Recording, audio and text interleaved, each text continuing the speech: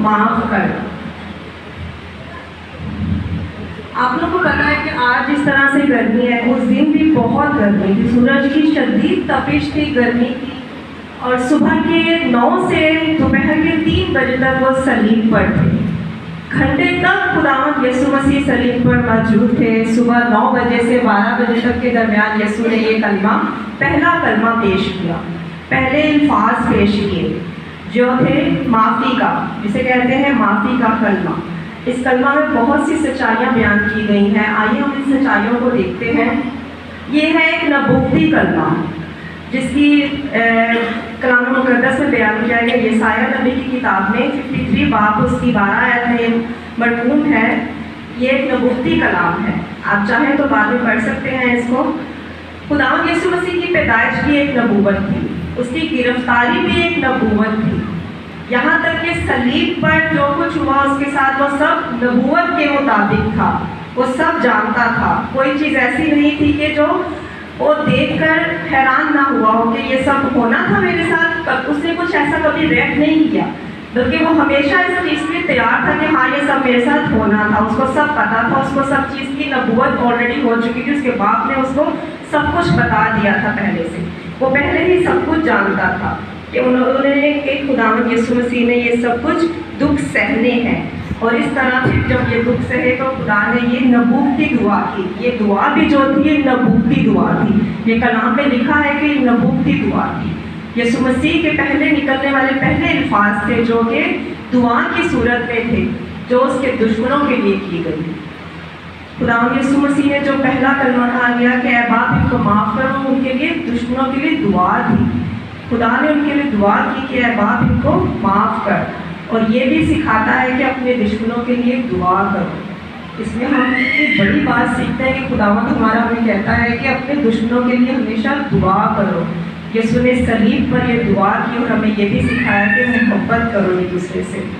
جب ہم کسی دشمن سے محبت کریں گے تو اس کو معاف کریں گے، ویسے تو ہم کسی کو معاف کر نہیں سکتے، ہمیشہ ہم نے دشمنی ہی نبھائی ہے۔ جب ہم اس سے محبت کریں گے تو ہم اسے کہتے ہیں جا تجھے معاف کیا۔ اور اب حیران کر دینے والی بات یہ ہے کہ جب ہم نے یہ حوالہ پڑھا کہ اے باپ ان کو معاف کر، کیونکہ یہ نہیں جانتے کہ کیا کرتے ہیں، اور اس میں صرف نہ صرف یہ بتایا گیا کہ معاف کرنا ہے، بلکہ یہ بھی بتایا گیا کہ ان لوگوں کو معاف کیا، اور یہ بھی بتایا کہ کس حالات میں معاف کیا۔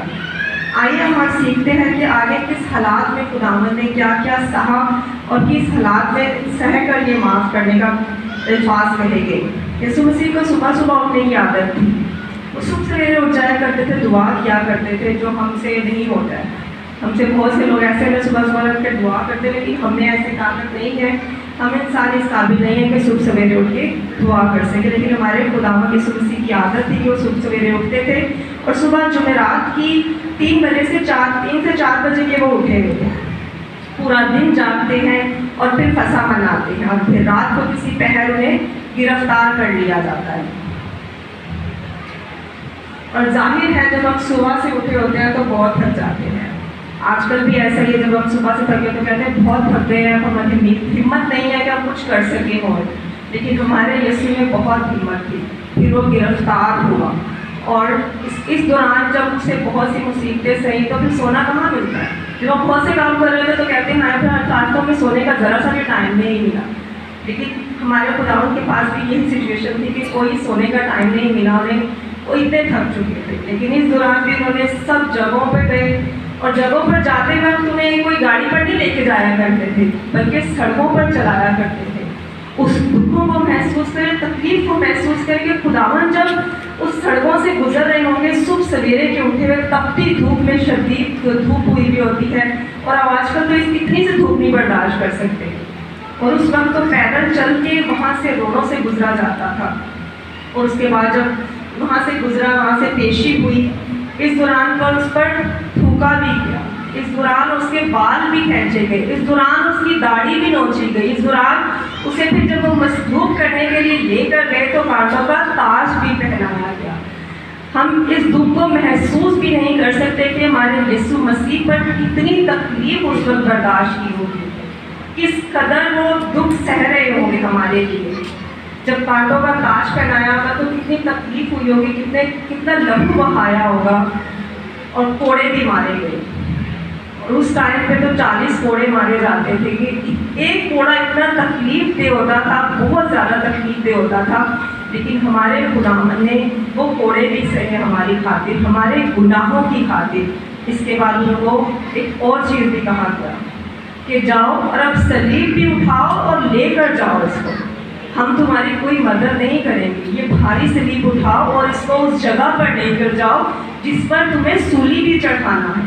وہ اسی رستوں سے چلتے ہوئے سولی کو اٹھاتے ہوئے لیتے گئے, لڑکھڑاتے گئے, گرتے گئے, لیکن پھر بھی انہوں نے سولی کو نہیں چھوڑا. صرف ہمارے لیے, ہمارے دکھوں کے لیے, ہمارے تکلیفوں کے لیے, کہ ہم ان تکلیفوں سے نکل جائیں. اب ایک انسان صبح سے جاگا ہوا ہے, کتنا برداشت کرے گا؟ ہم انسان تو نہیں کر سکتے. اب اپنی زندگی پر سوچ کر دیکھتے. اب ایک آدمی بھی جب صبح سے ڈیوٹی پہ گیا ہوتا ہے, جب آتا تو کہتا ہے میں تو بہت تھک چکا, ابھی میری ہمت نہیں ہے کہ میں کچھ کر سکوں. لیکن ہمارے خداوند نے یہ برداشت کیا. اب یسوع کو یہ الفاظ کہے تقریباً 30 گھنٹے ہو چکے تھے جب یہ الفاظ کہے کہ اے باپ ان کو معاف کر. اور نہ صرف جاگے ہوئے بلکہ ہر طرح کا ظلم اور تشدد اور سہ رہے تھے. اس کے باوجود وہ الفاظ کہہ رہے تھے کہ اے باپ ان کو معاف کر. وہ معافی کا کہہ رہے تھے. اور اس وقت بھی وہ لوگ ان کو کیا کر رہے تھے؟ طنز کر رہے تھے. وہ طنز کیا تھا؟ وہ فقی فریسی وہاں پہ موجود تھے, سردار کاہن بھی ان کے ساتھ موجود تھے جو اس کا مذاق اڑا رہے تھے, اس پہ طنز کر رہے تھے, بہت سی باتیں کر رہے تھے اس کو کہ تو اگر چاہتا ہے تو کہتا ہے تو نیچے اتارا, اپنے آپ کو ثابت کر کے تو مسیح ہے. اتنی بڑی بات اس کو کہہ دی گئی کہ تو اگر کر سکتا ہے تو ثابت کر, تو نیچے آ. اتنی تکلیفیں کیوں برداشت کر رہا ہے؟ نیچے آ, اتارا, نیچے آ. مذاق کر رہے تھے اس کو. ان حالات میں بھی یسوع نے کچھ نہ کہا بلکہ صرف اتنا سا کہا, معافی کا اعلان کر دیا اور کچھ بھی نہ کہا. ہم ہوتے اگر اس تکلیف میں ہوتے, ہمیں کوئی تو تھپڑ بھی مارتا تو کہتے ہیں جاؤ یہاں سے, یہ کیسے کر رہا ہے, لڑائی پہ اتر آتے ہیں. لیکن ہمارے خداوند میں اتنی نرمی تھی, اتنا پیار, اتنی محبت تھی ہمارے لیے, تو صرف اس نے اتنا کہا کہ ان کو معاف کر, معافی کا اعلان کر دیا. اس سے آپ یسوع مسیح کے بارے میں کیا جانتے ہیں؟ اس سے ہم یہ جانتے ہیں, پہلی بات تو ہم یہ سمجھتے ہیں کہ جو کچھ وہ باہر سے ہے وہی کچھ وہ اندر سے ہے. اور بہت سے لوگوں کو ہم دیکھتے ہیں کہ انہوں نے عام حالات میں تو بہت اچھی اچھی پریچنگ کی ہوتی ہے, بہت کچھ کہا ہوتا ہے, لیکن جیسے ہی برے حالات آتے ہیں سامنے تو بد زیادتی پہ اتر جاتے ہیں, زیادتی کرنا شروع کر دیتے ہیں, لوگوں پہ بڑبڑانا شروع کر دیتے ہیں, بد دعائیں دینا شروع کر دیتے ہیں جب ان پہ تکلیفیں پریشانیاں آتی ہیں. اور اسی طرح پھر مذہبی رہنما بھی ہیں کچھ ایسے, اور عام رہنما بھی ہیں, اور بہت سے لوگ شامل ہیں اس میں. لیکن یسوع مسیح ان حالات میں بھی وہ کچھ کرتے ہیں جو وہ ہمیشہ کرتے آئے ہیں. وہ ہمیشہ کیا کرتے آئے ہیں؟ ہمیشہ میں وہ محبت کرنا سکھاتے آئے ہیں, معاف کرنا سکھاتے آئے ہیں. اور ہم سمجھتے ہیں کہ یسوع ظاہری اور باطن دونوں ایک ہی ہیں. جب ایک انسان ظاہری اور باطنی ایک ہی ہو تو ہمیں اس پر ٹرسٹ کرنا چاہیے, اس پہ یقین آٹومیٹکلی ہو جاتا ہے کہ جب ایک انسان اندر سے بھی وہی ہے, باہر سے بھی وہی ہے, تو ہمیں اس پہ یقین کرنا بنتا ہے. تو ہمیں خداوند نے یسوع پر بھروسہ کر سکتے ہیں کہ وہ ہمارے لیے کیا کچھ سہا. اسی طرح دوسری بات یہ ہے کہ بہت اہم بات یہ ہے, وہ یہ ہے کہ یسوع کے پاس 3 آپشن تھے. وہ 3 آپشن یہ تھے کہ ان حالات میں ان کے پاس 3 آپشن تھے کہ وہ خاموش بھی رہ سکتے تھے, دوسری بات وہ ان پر لعنت بھی کر سکتے تھے, اور تیسری بات اس مشکل میں وہ ان پر برکت چاہ سکتے تھے. اور آپ سب کو پیچھے میں جتنا بتا چکی ہوں اس میں تو یہی پتہ چلا ہے کہ یسوع نے ان کو برکت چاہیے. انہوں نے یسوع مسیح نے تیسرا آپشن چوز کیا کہ میں ان کے لیے برکت چاہوں. برکت کس الفاظ میں؟ معافی کے لحاظ سے. انہوں نے اپنے باپ سے ریکویسٹ کی کہ باپ ان کو معاف کر دیں. لیکن آپ سوچ سکتے ہیں اور پوچھ سکتے ہیں کہ یسوع نے ایسا کیوں کیا؟ یسوع نے صرف معافی ہی اور برکت ہی کیوں چاہی؟ 2 آپشن بھی تو چوز کر سکتے تھے. اگر ہم ہوتے تو پہلے 2 والے چوز کرتے, یا لان تان کرتے, یا بدتے زیادتی کرتے, یا کچھ برا بھلا ہی کہتے ہمیشہ. لیکن اس کو سمجھنے کے لیے ہمیں پیچھے حوالہ پڑا کہ اب آپ ان کو معاف کر, کیونکہ یہ نہیں جانتے تھے کہ یہ کیا کرتے ہیں. یہ حوالہ مقدس لوکا کی ایک انجیل میں بھی ہم نے دیکھا. اور آپ جانتے ہیں کہ یسوع مقدس لوکا میں پیغام دیا گیا ہے کہ اس کا یہ پیغام ہے کہ یہ یسوع منجی عالم ہے. جب ہمارا خدا منجی عالم ہے تو یہ انجیل شروع سے بیان کرتی ہوئی آ رہی ہے اور لکھا ہے کہ جو فرشتوں جو چرواہوں کے پاس آتا ہے وہ آ کر کہتا ہے کہ میں تم لوگوں کو بڑی خوشخبری دینے کی بشارت دینے آتا ہوں جو تمام لوگوں کے لیے ہے. اور وہ خوشخبری کیا ہے کہ تمام دنیا کے لیے منجی عالم پیدا ہوا ہے.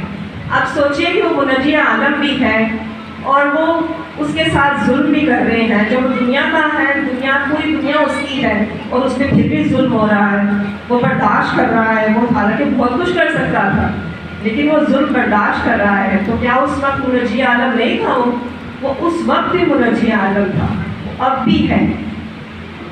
اور اب ہماری انجیل بھی یہ دعویٰ کرتی ہے کہ وہ پورے جہاں کا منجی ہے.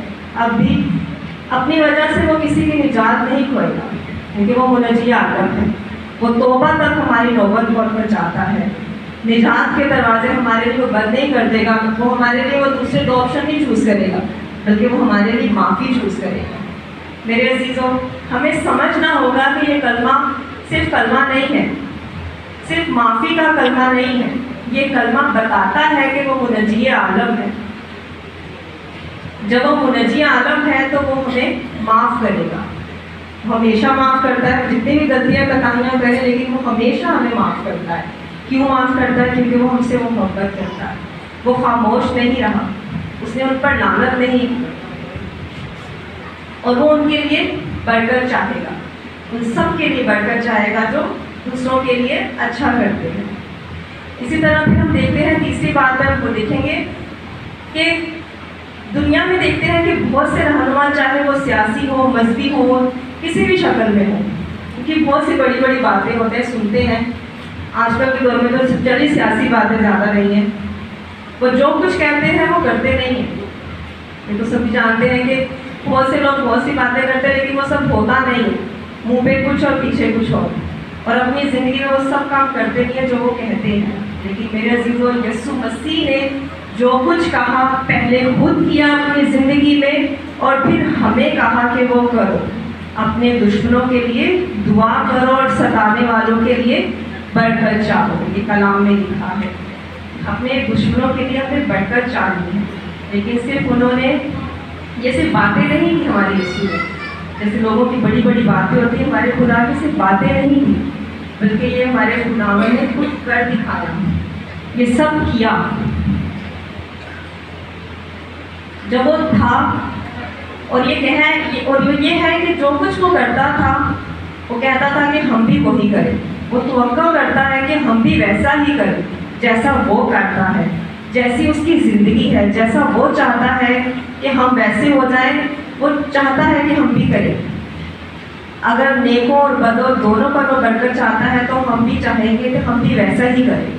میرے عزیزوں, ہم بھی وہی ویسا ہی کریں جب سب پر برکت چاہیں, دوسروں کے لیے دعا کریں, دوسروں کو معاف کریں, کیونکہ معاف کرنا خداوند کو پسند ہے. اس نے خود دکھ سہا. وہ کبھی کسی کے لیے لعنت نہیں چاہ سکتا کیونکہ وہ ہم سے محبت کرتا ہے. تو ہمیں بھی جب دکھ سہتے ہیں, جب خداوند نے دکھ بھی سہا, سب کچھ کیا اور پھر بھی برکت چاہی, جب ہم بھی جب دکھ سہیں سب کو معاف کریں.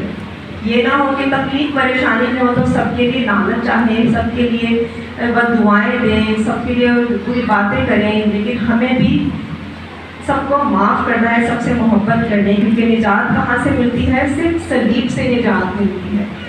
صلیب پہ ہی معافی ہے اور کہیں سے ہمیں کسی چیز کی توقع نہیں کرنی چاہیے بلکہ زندہ خدا پر توقع رکھنا چاہیے. بے شک ہمارا خداوند معاف کرنے میں دھیما ہے اور شفقت میں غنی ہے. ہمارا خداوند ہمیشہ ہمیں معاف کرتا ہے, وہ ہمیشہ ہمیں تسلی بخشتا ہے. وہ ان کے لیے برکت ہمیشہ چاہتا ہے جو اس کی حضور میں نہیں آتے, ان کو پھر بھی معاف کرتا ہے کیونکہ ان سے پیار کرتا ہے.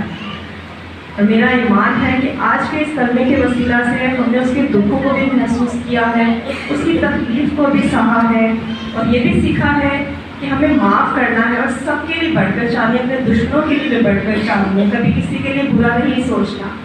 امید کرتی ہوں کہ آپ سب کو اس کلمہ کے وسیلہ سے بہت برکت ملی ہوگی اور ایک دوسرے کو معاف کرنا سیکھا ہوگا.